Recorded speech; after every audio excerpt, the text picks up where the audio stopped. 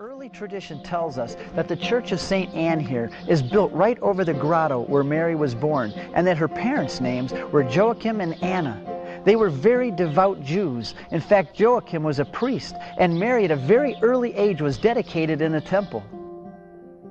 If that beautiful temple of Jerusalem were standing here today, I'd be sitting in its shadow. It was literally that close. Sometimes people mistakenly think that the Immaculate Conception refers to the birth of Jesus, but that's not the case.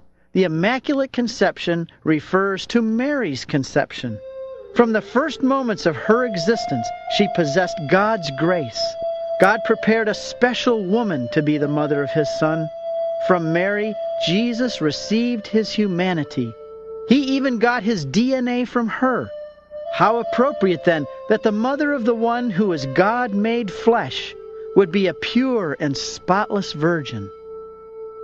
Very shortly, the angel Gabriel will address the young virgin with the name that Mary possesses in the eyes of God. He will address her as full of grace, or in the original Greek, charitomene, which means she who has been made full of grace, a past perfect, a past action which continues in the present. Mary is the Immaculate Conception, made full of grace by God.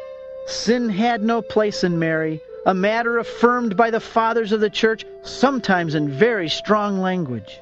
The Fathers have always held that Mary was all holy, and it's been defined by the Church that Mary was conceived and born without the stain of original sin. So what better place to talk about that than right here in the grotto of the Nativity of Mary? This is the cave where she was born and probably spent the early years of her life. And these are the original rock walls of that cave, and they've been incorporated into this structure so that we can still appreciate them today. For centuries, Christians have come to this site to venerate and to celebrate the birth of Our Lady, the mother of our Redeemer.